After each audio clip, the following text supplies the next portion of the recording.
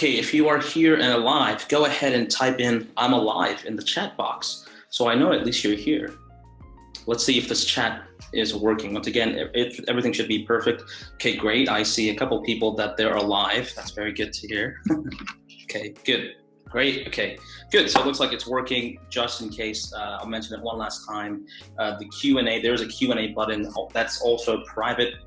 You just list your questions there, and I'm able to go ahead and just see if you guys are asking questions, and I can go ahead and answer that. All right, so let's go ahead and start. So you guys are preparing for the specialized high school exam. It is a fantastic exam to prepare for. Just in case you have any issues with the audio, or if you're unable to see something, let me know in the chat box and I'll be able to pick that up. Okay, so let's go ahead and start. So, specialized high school, secrets and strategies. Yeah, so hopefully if you've watched my YouTube videos, if you've watched our YouTube videos, or if you've been on our website, argoprep.com/SHSAT, and if you've watched a couple of our videos, you probably already know some of these secrets, obviously.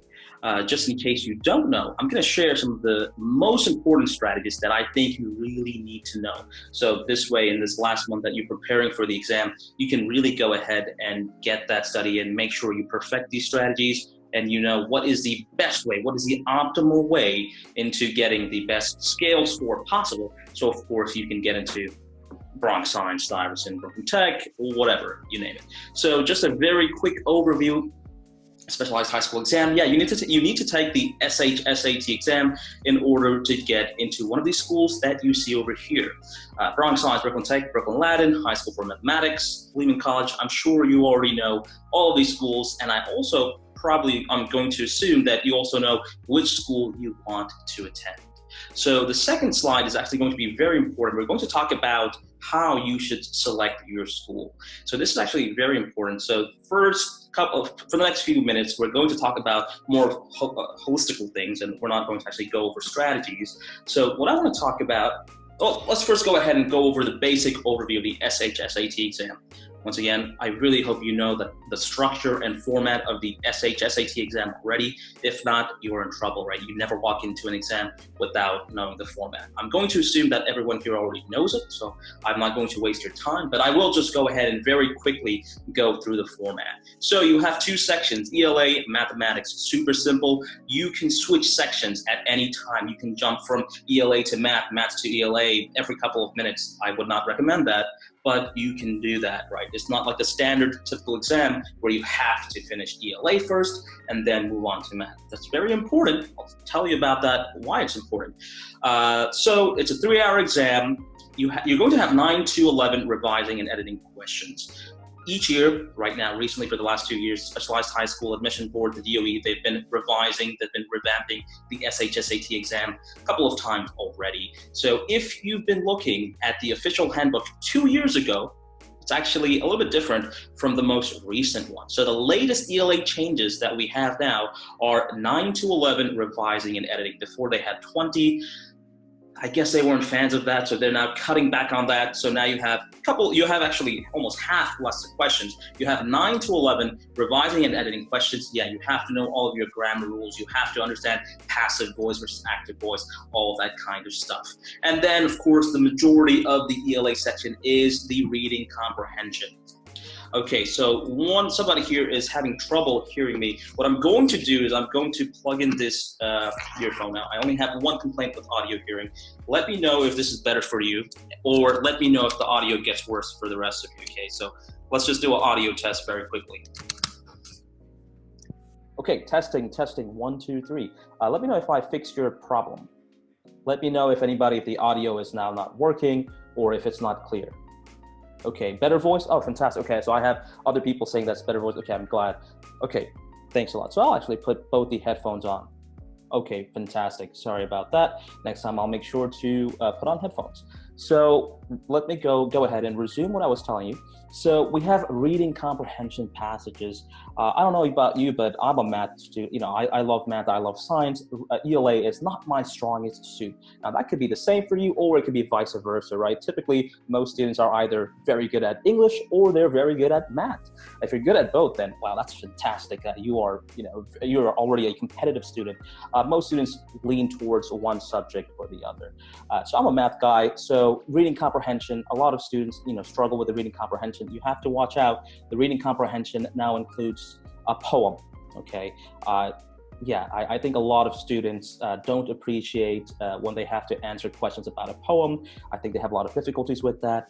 Just in case you don't know, we do have a lot of strategies, and we go over the formalities of how to break down a poem, what kind of questions you can be asked by a poem.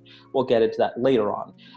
And then, of course, the math section. You have 52 standard problem-solving questions, answer choices A, B, C, D, just 4 answer choices, not 5. A couple of years ago, it was 5 answer choices. Now you have 4, and you have 5 grid-in math questions. The last 2 years, they've typically been in the first. So as soon as you start the math section, you're going to see the 5 grid-in math questions. It's important to understand the format. It's important because you need to know how to approach the exam. So here's my first advice is you need to figure out what you're better at. If you're better at math, what I recommend is actually starting off with math. Okay, most students, what they do is just here's the book, page 1, page 2, page 3. They go in chronological order. You're given, this is a luxury actually, okay? You can start with the ELA section or the math section. If you're stronger at math, start with the math. Why? Because the number one strategy that I have for you is you need to be able to get as many questions correct as possible. Not only that, you want to actually make sure that you try to master one of the 2 sections. So if you are a math person, I strongly encourage you not to be just a good math student, but a great math student, an excellent math student. You want to get as few questions wrong as possible. How do you do that? You start off with when you're in the test, that's when you have the most stamina, right? You are not going to be mentally exhausted. You may be stressed out, you may be nervous, but you are not mentally exhausted from doing calculations, right? Arithmetic calculations, or you're reading passages. So you start off, so let me go on the next slide. You start off, you go ahead, and you try to answer all the questions possible in that section as you can. Now let's move on.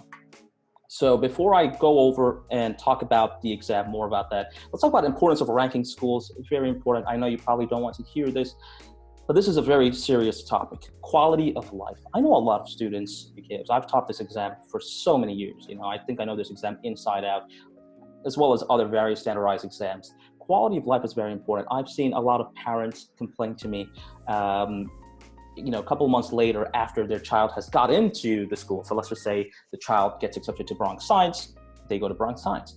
The problem with that is they come up to me and tell me, hey, my child needs to travel to school 1.5 hours each way every single day. Now that's a problem. That's a serious, serious problem. Now, Bronx Science, very prestigious school. Stuyvesant, very prestigious school. These are the top schools in New York City that New York City has to offer, but you have to make a very good decision in how it's going to affect your life. How is it going to affect your quality of life? If you're traveling 1.5 hours each way, that's 3 hours of commute every single day. And time is money, and not only is that true, time is it's your health. If you're traveling 3 hours a day, I promise you, you will be physically exhausted. You will be mentally exhausted. Some people I know actually would travel 2 hours. So they would travel 4 hours commute every single day. And that's true. This is just not true for the specialized high school, but any school. Townsend Harris is also another great school. So there's a bunch of other great schools that you don't have to take this SAT for. But I want you to consider that. And if there are parents watching, by the way, this is probably the most important piece of advice I can give you. So either if you want to go to Bronx Science, but you live 2 hours away, either relocate if you can.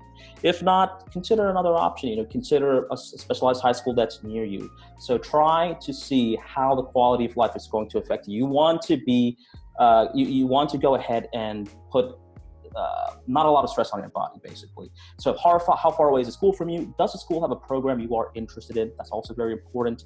Is there a certain sport or activity that you would like to do in high school? These are just typical questions. I don't think I have to go over this with you. I think you get that. I just wanted to make clear that quality of life is probably the number one most important thing for me. Your health, it doesn't matter if you get sick, and if you're in Stuyvesant, doesn't really matter, right? You have to take care of your health first. All right, let's move on. So if you don't know this website, please check it out, theschoolboards.com. You probably know it, especially if you're studying for the specialized high school, or if you're a parent, I know you probably went on the website. So these are the cutoff scores, quote unquote. What does that mean? It means that these are not official. These are unofficial scores that parents and students get on this forum and say, hey, you know, I was accepted into Stuyvesant with a 570. And so here, if you don't know this, it's okay. You can go on to the schoolboards.com later after this webinar and check it out. But I want you to go ahead and see the latest results. So Stuyvesant, the lowest cutoff here is 559. Highest somebody apparently scored here is a 698. It's fantastic. Bronx Science 518. Lowest on the low end, Brooklyn Latin 482. Why is that important? First of all, it's very important. You need to be able to get some kind of understanding of how you need to score into the school you want to get admitted into.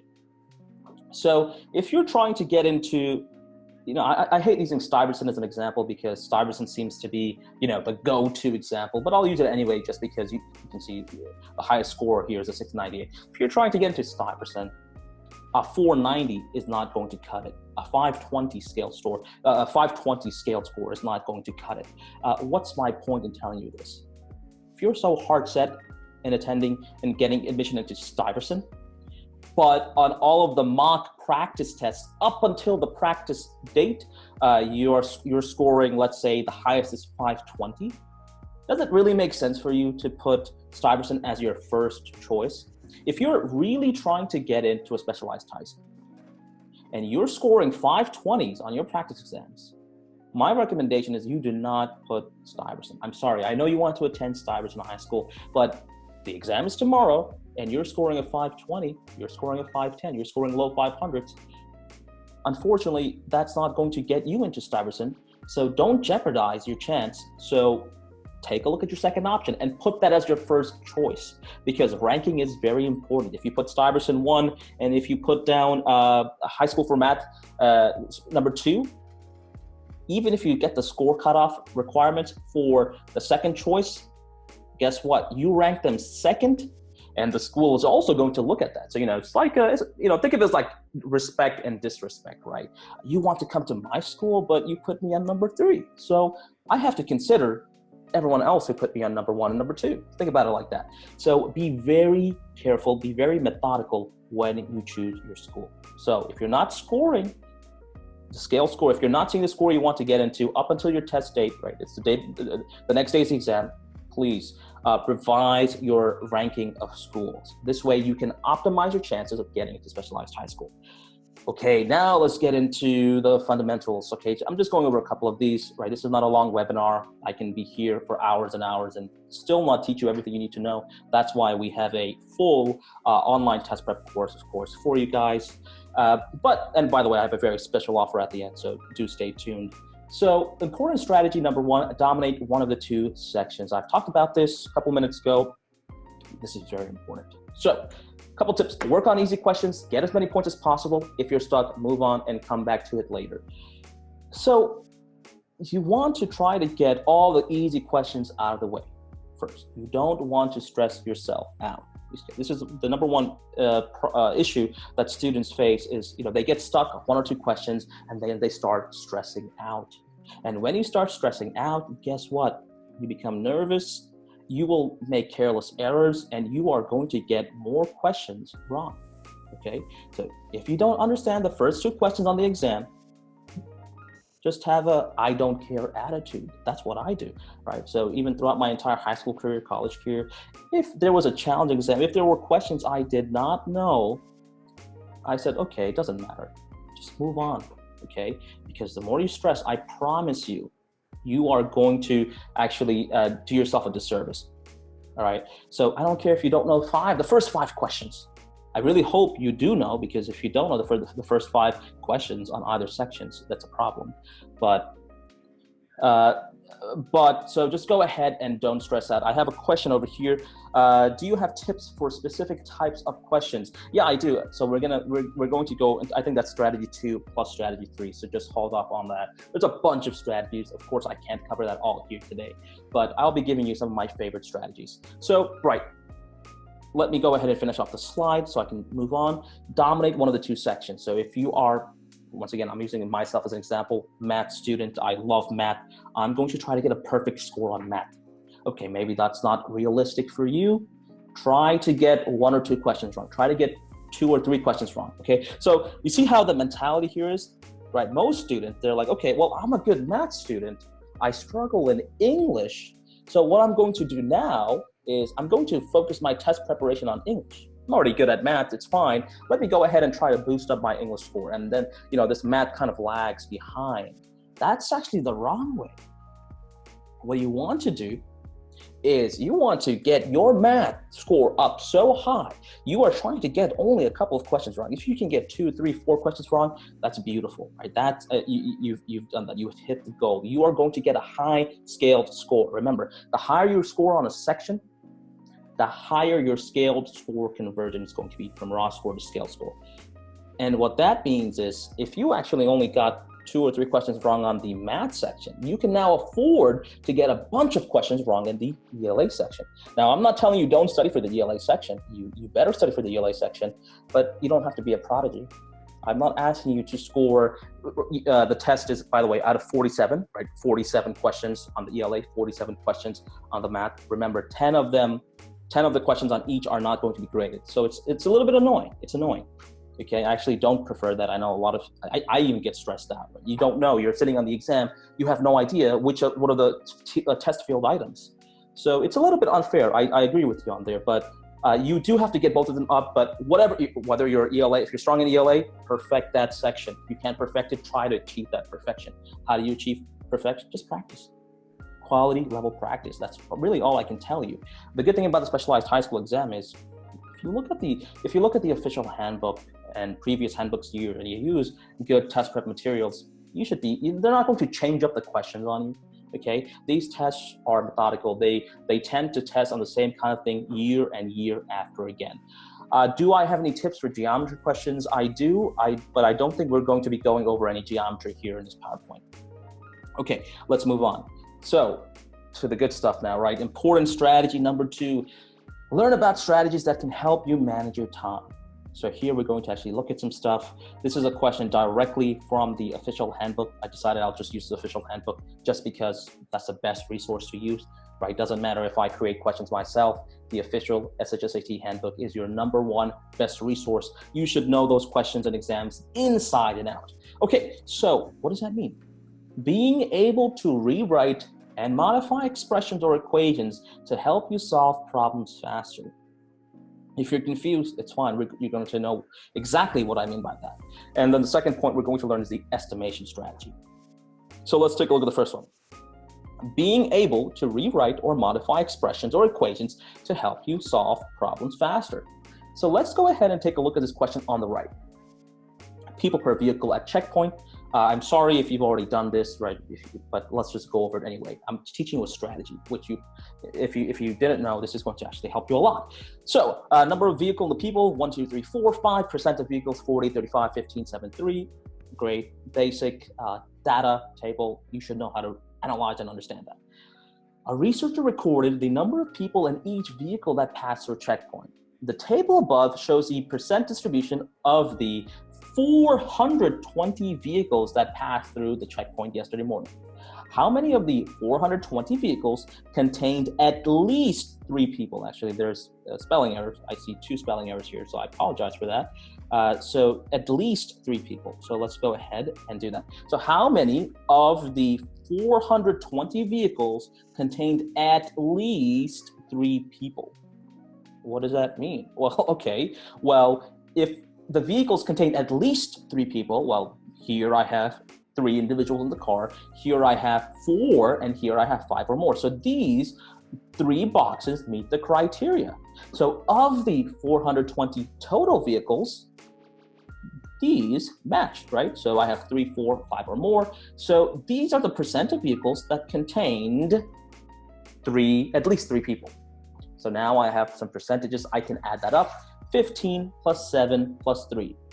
Now, you don't have a calculator on the exam. You don't need a calculator on the exam, by the way. You can't have it. They don't allow you a calculator, so I don't know why I said that. So 7 plus 3 is 10. That's very easy. 10% plus 15% is 25%. Boom. Okay? And now this is an easy problem. It's actually, this is not a hard problem at all, but I want to show you how some students approach it. So they'll see 25%. So this is a percent problem. There's 420 vehicles. 25% of them contain at least 3 people. What do? Here's what a lot of students will do. So check this out. So let me use a different color. So students are going to do, okay, 420 times 0.25. I do apologize for the messy handwriting. I'm using a mouse, which I'm not used to. Usually I use an Apple Pencil and iPad. Unfortunately, I couldn't get that to sync up with this today. But next time, I promise you, I'll figure out a way. So this is what people do, 420 times 0.25. Are you kidding me? If you're setting up your problem this way, that's very bad. If I ask you right now on the camera, hey, tell me what's 420 times 0.25 like that? You would not be able to do that mentally. If you can, that's fantastic. And there are ways to do that mentally. But if you take a look at this, if you set up a problem like this, you're going to waste valuable time. Why would you do that? So you have to, this is where the strategy comes in. You have to be able to rewrite or modify expressions or equations. So how can I make this question more simple? 25%. Why did I decide to convert that into a decimal? Maybe I'll convert it into a fraction. How do you write 25%? Well, 25% can be written as 1/4, right? Everyone knows that. If you don't know that, then you're in serious trouble, right? So 1/4 is 25%, I can represent that. But now check this out. So now I have 420 times 1/4. And this is actually, so what is this? This becomes just 420 times 1 is 420 divided by 4. So now there's a couple of ways. There's so many ways you can approach this problem, by the way. So some students will say, okay, so it's 420 divided by 4. So they'll do long division. And this is actually a better way to do it than this way over here. So 4 goes into 4 once, 4 goes into 2 0 times. So now we're taking the 20, 4 goes into 25 times. And the answer is 105. Okay, as you can see, doing the long division way, doing it this way is more efficient than doing it this way. So that's my point on being able to rewrite/modify expressions. You have to know which way is going to be the most efficient way to solve the problem to save time and also to save yourself from doing careless errors. Actually, there's even a better way to approach this problem. I wouldn't do it this way, but I'm going to show you exactly what I'm going to do. So this is point number 1. This is example number 1. Now check out what I do now. Let me go ahead and clear this out. Clear all my drawings. Okay, fantastic. The second example is the estimation strategy. I love this strategy. This is actually, it's so helpful, especially on the SAT and GRE exam when you go to higher levels. The specialized high school exam has a couple of questions where you can apply the strategy. Not all. Okay, I've analyzed the SHSAT tests. There's not a lot of room, a lot of questions where you can use the strategy. Most of the specialized high school math section, they really want you to do the fine arithmetic calculations. They want you to do 7.82 times 9.3 and some kind of word problem, and you need to be able to calculate that.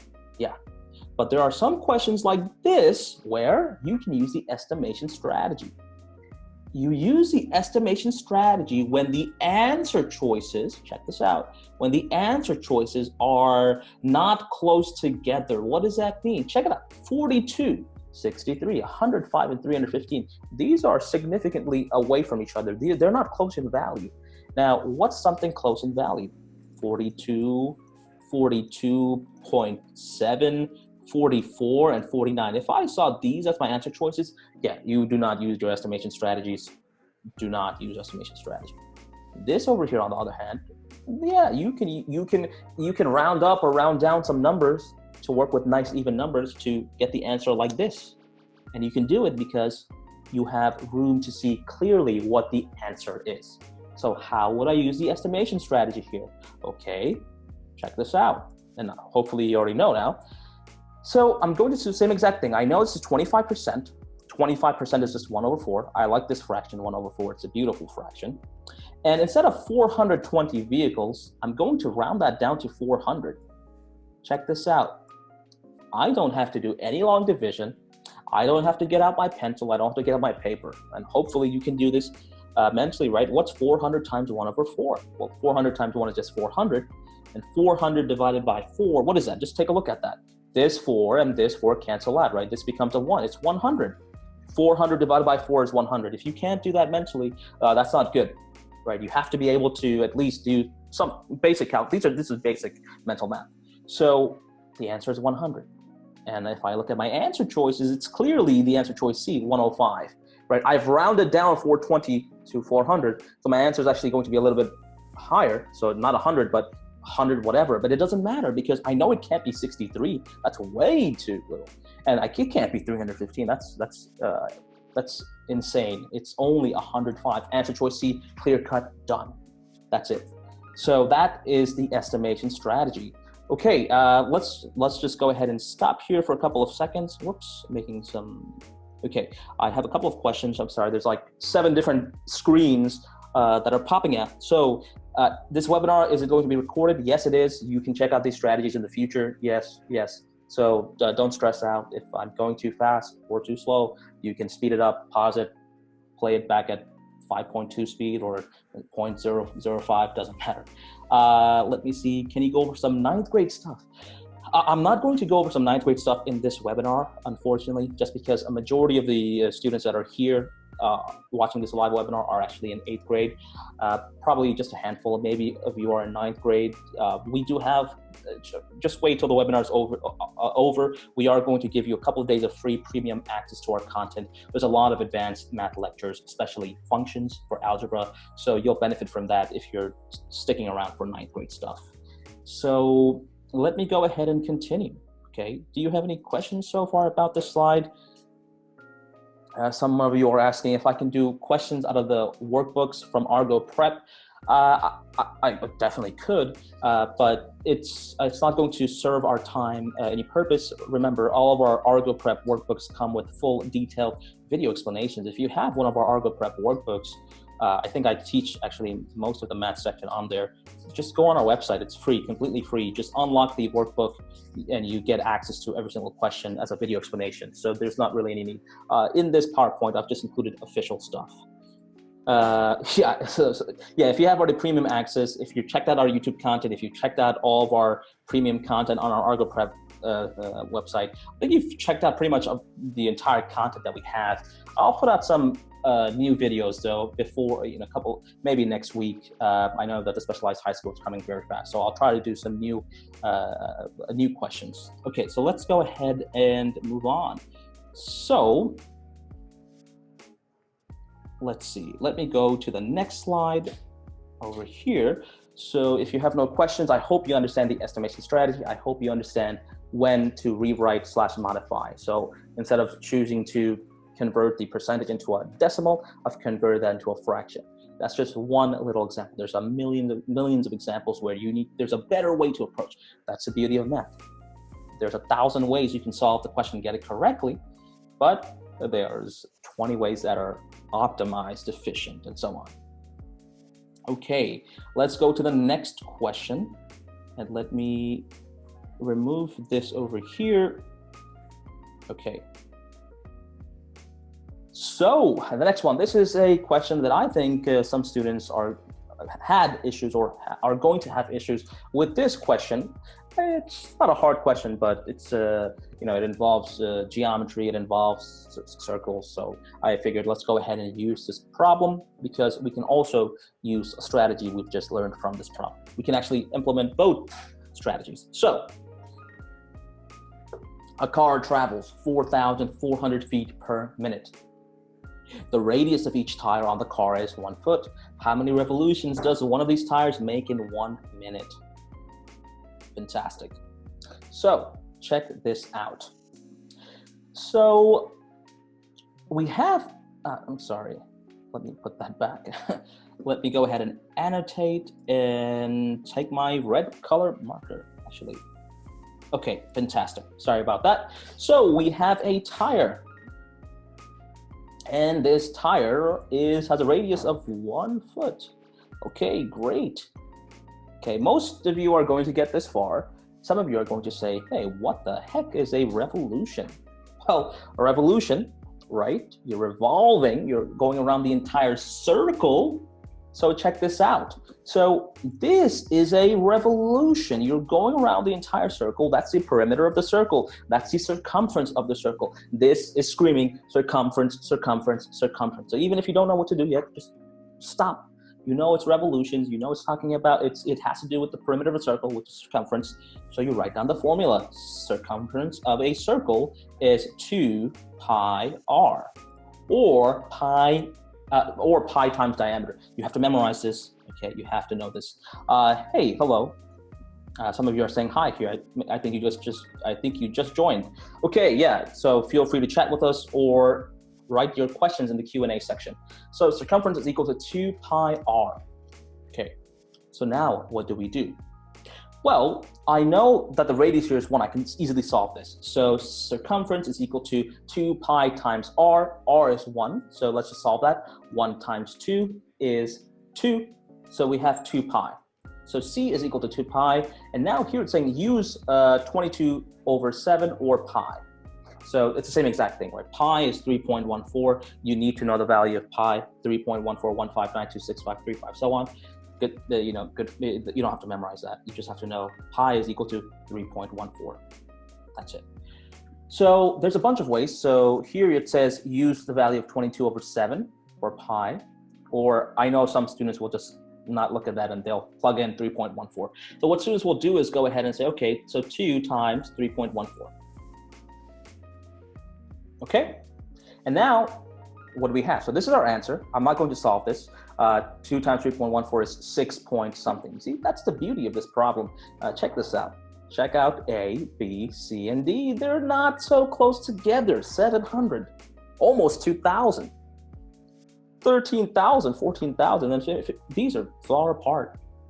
That's why I'm confident. Why would I even waste my energy to do 3.14 times 2? And that's actually a very easy calculation. 0.14 times 2. That's actually very easy, but yeah, that defeats a point. But just for example, you didn't know what 14 times 2 was. Okay, don't waste your energy then. 6 point something, right? 6 point some number. So you know the value is going to be 6 points, whatever, 6.2, 6.3, 6.4, doesn't matter. What do you do now? Well, let's just finish solving this problem. A car travels 4,400 feet per minute. So, and we know that each revolution, it takes up 6 point something feet. So how many revolutions does it go in 1 minute? Well, how do you do that? Well, you just go ahead and divide 4,400 feet that goes in the minute, and then divide by 6. We're just going to divide by 6. So now I'm implementing the estimation strategy where I'm not solving it out. Instead of 6.28, I would just do 6. And now I can go ahead and solve that. And you'll see that what's the answer over here? So this is about 6. 6 times 6 is 30. I'm sorry, not 6. Let me undo this. 6 times 7 is 42. And then 44 minus 2 is 2. Bring down the 0. You have 3. 6 times 3 is 18. Subtract it. So it looks like it's 733.333 and so on. So the answer here is going to be what? What's the answer? It has to be A, right? That's it. I've just used the estimation strategy. So it's 730-ish. I've estimated. It can't be B. What? That's nearly 2,000. C and D are ridiculous. Answer choice A. That's it. It's done. Okay. Now, if you'll notice, if you take a look at the official handbook, you'll see a different explanation for this. They've actually set it up as 22 over 7. So if you have the chance, go ahead and check out their methodologies of how they solve. So it's very interesting to see. I sometimes will take a different approach from solving. Not sometimes, but actually, maybe 30% of the time, will take a different approach than the actual official answer explanation key. I'm not saying that my way is more optimal, but I don't know. Here's the moral of the story here is that you have plenty of ways to approach a question and get the correct answer. It's your job to first figure out which ways you understand it, and number 2 is which way works the best for you. Okay, so we've gone over this question, and that's good. So if you have any questions about this, let me know, but I don't think you will. So let's go ahead and move on. Let's let's see. Let's take a look at the couple. Well, sorry about that. Let me go ahead and see. There's a lot of questions over here. So let me go ahead and stop and take a look at the questions. All right, let's see. How long does it have to take each question in math or English? Okay, so I assume that you're saying how long should you spend on each question in math or the ELA section. I know some questions are easier versus other ones which are harder. So in average, okay, so I think I understand your question. All right, so remember the exam recommended time is 90 minutes, ELA 90 minutes, mathematics, that's 180 minutes. If you divide that by 57 plus 57, if you divide that by the total number of questions, it works out to be 1.57, I believe, a minute and a half per question. That's the actual average. But first of all, there's going to be a lot of questions on the exam that you're not going to spend a minute and a half on, okay? There's a lot of questions on there that are just 15 seconds, 20 seconds, 35, 45. So you'll have plenty of time to focus on other questions that you don't understand, or other questions that are multi-layered problems, word problems, geometry problems that it's a two-step, multi-step, 2-3-step process. So a minute and a half per problem, but you don't look at it that way. You know, you don't want to time yourself and sit down on the exam and say, okay, question number 1, I have a minute and a half, and then go on, right? Definitely don't do that. Just move along. I think for the timing, it's fine. I don't think most people will be on a crunch for time, personally. But of course, not everybody works in the same pace, but I think most students will not get a crunch for time as long as you just take basic time management protocols into play. Let me see if I can answer a couple more of these questions. There's a lot of questions here. I won't be able to go through all of them, I'm sorry. Let's see. Okay, somebody here has an ArgoPrep book. Is there a classification for English, like main point, inference, structure, local? Yeah, in our manual, English manual, we do give you the basic structure of a passage. That actually has all changed. It's not true for every single passage on the specialized high school exam. Now, remember, they're introducing literacy prose text passages. They're introducing poem-based passages. So obviously that main point is not going to follow through for all of the English passages. But yeah, this is more of a generic kind of overview. Main point, inferences, the structure that we gave in our manual, that's more of a generic overview, but it does not apply to all SHSAT passages. So that's very important. Okay, yes, a lot of people are asking if the webinar is going to be recorded. I believe so. I'm pretty sure it's going to be recorded and you'll have access to this in the future.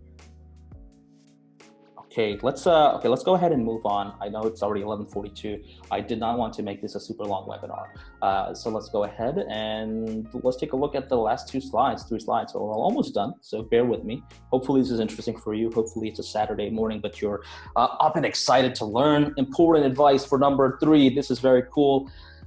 Make sure you understand ratios, rates, and proportions, okay? When I was going over the official handbook, I was surprised at the number of questions that required you to know these 3 concepts: ratios, rates, and proportions. That's very, very important.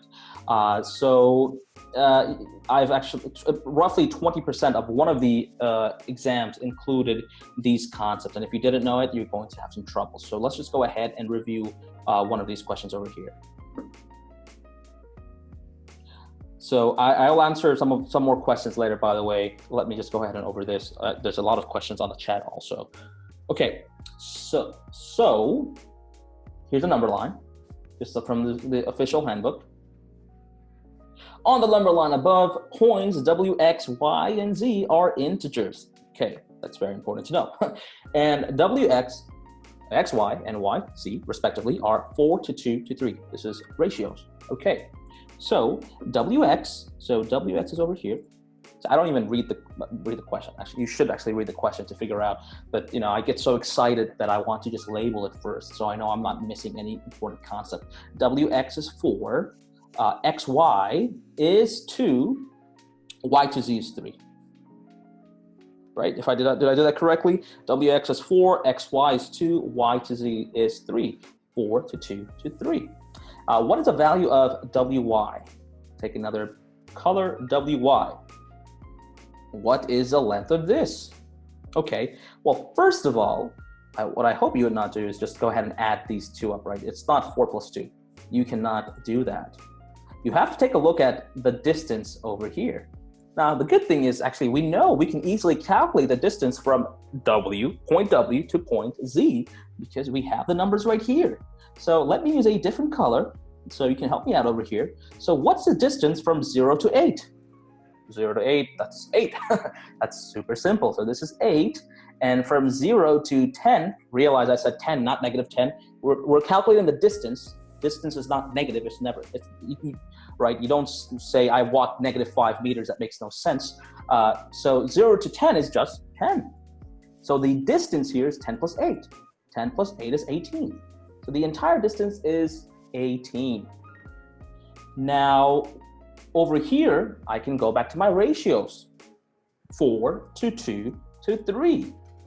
And now I can easily see, so if you go ahead and add this up, 4 plus 2 is 6, 6 plus 3 is 9, you'll see that the ratio is just 2 times short of that, right? So here the ratio is adding up to 9. If the actual distance is 18, what do I have to do to this entire 4 to 2 to 3 ratio? Instead of 9, I want to get to 18, so I just multiply the ratio by 2. So I take a slightly different approach from the official handbook. It's fine, it's all the same thing. So 4 times 2, I'm just doubling everything. So instead of 4, I have 8 here. So let me use a different color. Sorry, there's a lot of colors going on. Okay, so 4 times 2 is 8. Actually, I don't think you can see that color very well. Okay, let me try this. Okay, this is better, right? So double of 4 is 8, double of 2 is 4, double of 3 is 6. You can now go ahead and double check your answer. 8 plus 4 is what? 12. 12 plus 6 is 18. So we have the correct ratio now. And now everything else set up. What is the value of WY? What is the length of this to this? We have 8 plus 4. What's 8 plus 4? That's 12. That's it. The answer choice is C. Okay, great. That's how you go in and figure this out. There's actually a lot of ratio, rates, and proportion. There's a lot of word problems that require you to be able to set up equivalent fraction proportions. Okay, once again, there's a lot of word problems on the SHSAT. This is not a word problem, by the way. I just did this just because it was a little bit unique, and I thought I would go ahead and do a unique question as opposed to a word problem. If you're getting stuck, if you are having issues with rates, ratios, and proportions, number one, I go over the official handbook, all of the math questions on that. It's already on our system. Yes, it is premium. Yes, it's subscription-based. Yes, it's paid. However, for those of you watching, I do have a very special offer for you. We will give you a couple of days of free access to our premium content. Just because you've joined us on the Saturday morning, I really want you to go ahead and get into a specialized high school. Seriously, I really want you guys to get into a specialized high school. I want us to be the reason why you got into a specialized high school. We want to help you as much as we possibly can. We do a lot of content. We do a lot of different exams as well. Unfortunately, that comes at a great cost as well. So we do have to monetize on that. So, but yeah, everyone here will get a couple of days of free premium access to our entire SHSAT content. Talk more about that later on. We're almost done. So this is very important. Rates, ratios, and proportions. If you're not comfortable with that, spend the next couple of weeks taking a look at that. Yeah, you have to, of course, know the big 4 math topics: arithmetic, algebra, geometry, data analysis / statistics. You have to know all the basics. This just stood out to me. This is like, it was every time I looked at the first time I saw the official handbook, I was surprised. These are the first 3 words that came out. They were just screaming: ratios, rates, proportions. What's going on? What are all these questions doing over here? So I think that's very important personally. Okay, so let me see. I'll take some questions now. If you're confused, what answer choice should you choose? Well, if you're confused, you skip that question. Let's just say you answered all the questions. You answered all your questions. You're stuck on a couple of questions. You're confused. First of all, you have to do educated guess. You want to try to eliminate any answer choice that you're not sure of, right? These are all standard things. So hopefully one of the answer choices at least sounds bizarre to you and it's incorrect. So you have a 1 in 3 chance of getting it correct. That's a 33% chance of getting it correct. Not the best odds, but pretty good considering the test previously was 5 questions. So that's a 1 in 5 chance. That's 20% chance. Now it's If you can eliminate one of the answers, that's a 33% chance. If you can eliminate two, that's 50% chance. That's not terrible. Yeah, so if you're confused, by the way, another good thing, if you're confused, actually, I was talking to another student just 2 days ago. He's now in Stuyvesant in 10th grade. This is one of the things he told me. So he was actually stuck on a couple of questions, but he didn't do he was confused. He moved on to other questions, but then when he was solving the other questions, one of the fundamentals must have been the same on how to approach the other question. So he was able to solve, let's just say, problem number 47, and then an aha moment came. Hey, wait, I just solved this using the right angle and Pythagorean theorem. So he went back and said, hey, I know how to solve this. So just because you're confused, maybe by the end of, maybe as you do more questions, it'll hit you. Okay, it'll hit you. It's like when you have something, on the tip of your tongue and you just don't know what formula to use or what kind of approach to use. You're just stuck, but after a couple of questions, it just hits you. If it doesn't hit you, make an educated guess. Do not leave anything blank. Very important. Do not leave anything blank, especially also free response. Some people are saying, what free response, the grid in, right? The grid in. It's kind of hard to guess on that, right? Because there could be any answer here. If you don't know, put an answer down. Put an educated answer down. Okay, yes, someone said your math book is great. Your ELA is a bit too hard, but very helpful. Thank you. Yeah, ELA, some of if you have our older editions, actually, our ELA passages were actually significantly harder for some reason. We did want to create the ELA section more challenging, but if you take a look at our latest edition workbook, the one that we just released a couple of months ago that's adapted for this exam, I really strongly believe that the passages are 2 point. We make it slightly a little bit more challenging. That's just how we work. For any exam we do, we make it just a little bit harder. But if on our website we have a bunch of easy problems, hard problems, mediocre problems, and then just ludicrous advanced problems, and even video lectures. I know if you've got premium access and you've watched our videos, you'll see literally, I've labeled it, this video is advanced, right? Do not watch it if you don't have to. So I just, it's for a whole range. We're trying to cater for all range of students. Okay, let me see. Any other questions? Okay. All right, so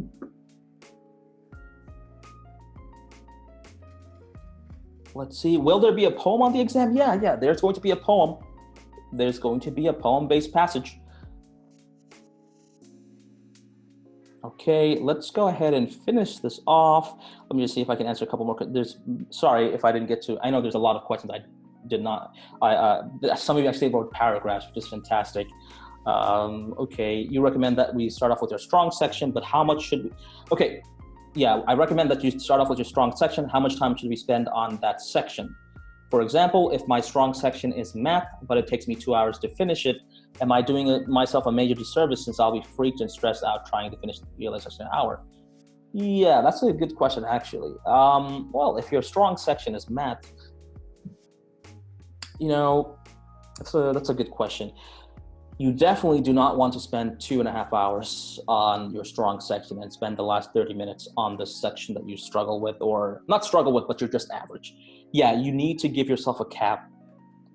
I wouldn't say give yourself a specific cap. You don't want to go in the exam, thinking, you don't want to go ahead and limit yourself, but I would say if you're spending more than 110 minutes on that section, like 20 minutes over, you really need to go over and start the ELA section. You can always come back to the math, because even if you're perfect at math, you can't fail the ELA section. You can't just get 0 questions correct. You have to get, if you ace, by the way, the math section, you want to try to get an average score on the ELA section. But the best way, of course, is to be good in both, but perfect one section. But to answer your question, you definitely want to give yourself a limit. You don't want to spend 2.5 hours on one section and give yourself 30 minutes on the section you don't care about. You must care about all the sections. All right, I'm going to go ahead and finish this off. Okay, so let me see. All right, the next one, hopefully you can see my screen over here. All right, let me take off the writing. This is an easy slide. The SHSAT exam is easy. Be confident. Yeah, I'm being serious. I'm not joking. Anything in life is easy, ladies and gentlemen. I'm being serious. It's all about your mindset. It's all about your inner confidence and motivation. Okay, this is not an inspirational kind of video that I'm trying to inspire to you, but this is very true. Okay, that's the number one criteria for success in life. Seriously. Okay, if your parents are forcing you to take a specialized high school exam and you're not thrilled about it, or if you're in this webinar and your parents are forcing you to sit in this, hopefully you're trying to get that idea of being forced out of your head. You should want to go to a specialized high school. You should have the desire, and then you should have the confidence. I will get into Bronx Science. I will get into Brooklyn Tech. Okay, and if I don't, so what? I'll go ahead and do better next time. Okay, if you don't get in, so what? Do not even think about it. Don't let that stop you. That's nothing. But your goal is to get in, and you will get in with confidence and practice. If you don't get in, it's not the end of the world. There's so much more things in life to improve upon. You have so many things upcoming. SATs. You have to think about what high school you're going to go to if you don't get admitted to one of the specialized high school. What kind of university you're going to go into. What kind of career are you going to go into? The number one criteria for success in life is just motivation and confidence. Don't let anybody put you down. I don't care if your parents put you down, if your teachers put you down, nobody. This is why I love these specialized high school exams, because students who get an F or a D, I had a couple of students who were like a D, C minus students, not because they were not smart, they just didn't care about academics, and they got into specialized high school because something changed in them, right? They just wanted to just turn a new leaf and go ahead and go into a good school. Specialized high school admission is solely based on the SHSAT exam. So that's very important. So the last thing I have for you here is a video. I'll just go over our system over here, if it ever plays. Okay. So this is our specialized high school promo video. There's a bunch of things over here. If most of you probably have seen already our premium content, 35 plus hours of video lectures. We cover, I think, every concept really. We have 500 plus practice questions as well, automatic grading system, plus video explanations. Remember, if you're stuck on a quiz question, you can always click on the button that says video explanations. Now, I know most of you are waiting for the free offer. Before I go into that, what is the process of getting to a specialized high school exam besides the exam? That's it. Unless you're applying to LaGuardia, you are going to actually have to set up an appointment, right? For the, for whichever program, and you have to go ahead and demonstrate, showpiece your art. If you're an artist or a musician, you have to go ahead and actually do some kind of performance or something like that. I'm not exactly sure, but something like that. Other than that, if you're looking to get into any of the other specialized high schools, just the specialized high school exam. You can be a failing student. They don't look at your attendance. They don't look at your GPA. If you're a 4.0 student or 1.0, D student or A plus student, doesn't matter. Just the exam score. Yeah, that's the beauty of it.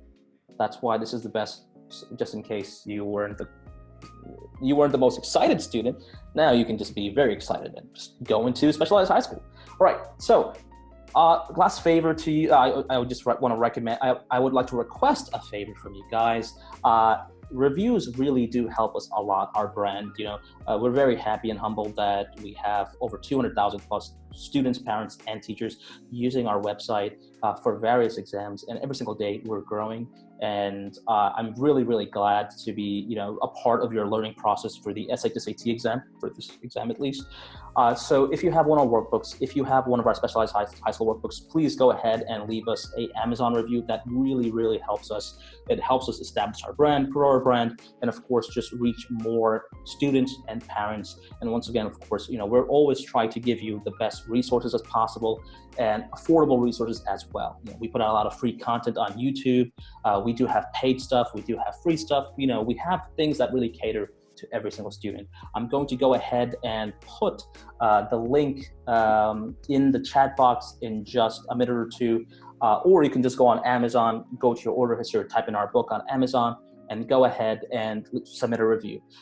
So if you want free access, please go ahead and chat with us live on our website, www.argoprep.com. We do have a couple individuals standing by to help you out. It's manually, we have to manually upgrade you because this is free. I believe we'll give you, I think, 3 days or 5 days premium access, depending on if you've already had premium access or not. But even if you have premium access, we're going to give you 3 more days of premium access. You can still watch and get a lot done in 3 days. So I think that's going to be the end of the webinar. Let me see. There's a lot of questions coming up still. Once again, I'm pretty sure this webinar is going to be recorded. Yes. In math, some of the math questions in our workbook will not be on the specialized high school exam. That is correct. Especially test 5, we have a bunch of, we have several questions that are advanced that will not be on the SHSAT exam, not the 8th grade version. Okay, so I think I will go ahead. Let me see. Right. So let me go ahead and give you that. And as soon as I give you the link, you'll be able to go ahead and submit a review. And of course, we will be on chat to go ahead and upgrade your account to premium for a couple of days so you can go ahead and study. All right, just give me one moment and I'll go ahead and copy paste you the link.